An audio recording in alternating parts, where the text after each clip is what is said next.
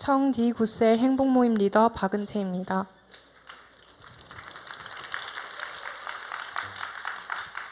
저는 아기 때 어머니를 따라 우리 교회에 오게 되었습니다. 아무것도 모르던 시절부터 교회에서 자라 우리 교회는 늘 익숙하고 당연한 곳이었습니다.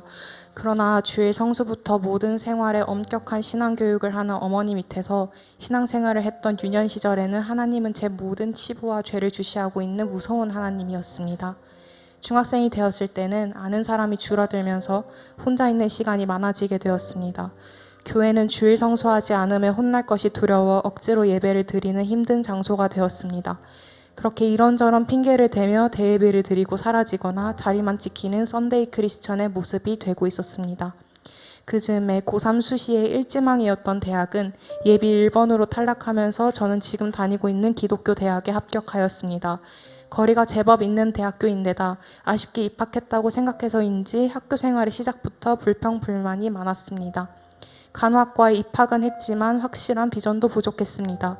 하지만 지금 생각해보면 이 학교에 보내신 이유가 저를 살리기 위한 하나님의 방법이었음을 확신하게 됩니다. 하나님은 같은 과 같은 반에 우리 교회에서 신앙생활을 잘 하고 있는 친구를 붙여주시며 하나님에 대한 궁금증을 해결할 수 있는 시간을 주셨습니다.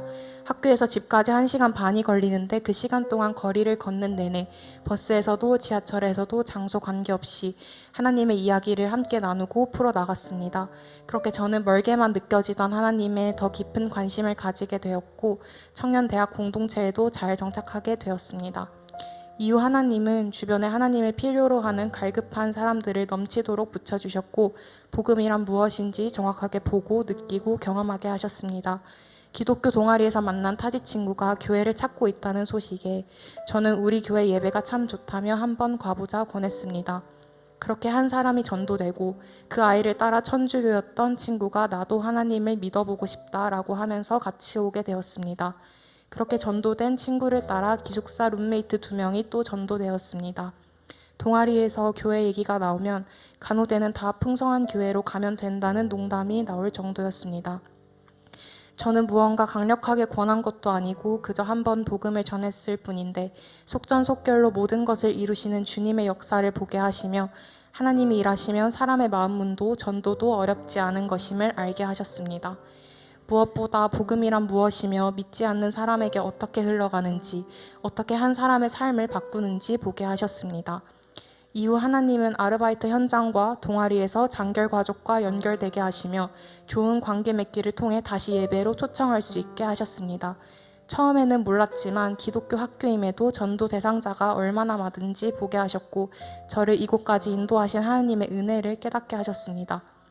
지금은 제가 없어도 전도된 동기들과 장결 가족이 알아서 행복 모임에 참여하고 있습니다. 할렐루야, 하나님께서 하셨습니다. 올해 2월에는 하나님의 은혜로 필리핀 선교 아울리치에 참석하게 되었습니다. 설레는 마음으로 신청하였지만 한국에서도 백지 전도를 제대로 해본 적 없는데 어떻게 필리핀에서 복음을 전할 수 있을까 하는 마음이 들었습니다. 그리고 평소 좋지 않은 체력으로 인해 아울리치에 가서 아프지 않을까, 그로 인해 다른 사람에게 피해를 주진 않을지 걱정이 가득했습니다. 출국장을 나서며 설레는 친구들 사이에서 걱정이 되면서 자신이 없었습니다. 그러나 제 생각과는 달리 필리핀의 더운 날씨도 음식도 체질과 잘 맞아 하루하루가 지날수록 컨디션은 좋아지고 시야는 맑아졌습니다.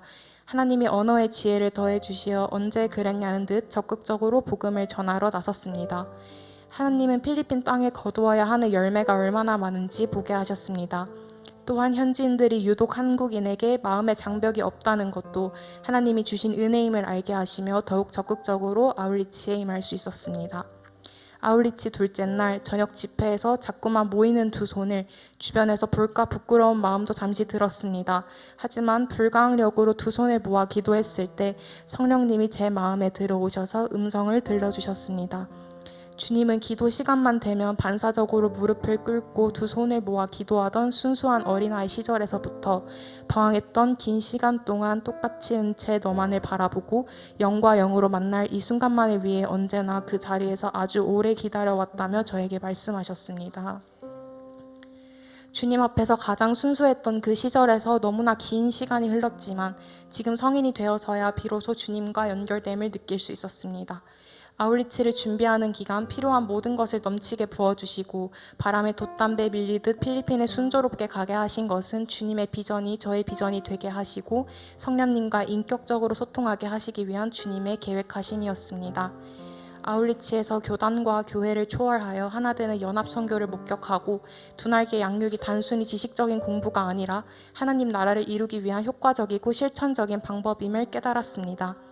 20년간 단순한 주문처럼 외워지던 2002만 세계 비전이 처음으로 생생하게 다가왔고 정확하게 배우고 싶은 마음이 커졌습니다.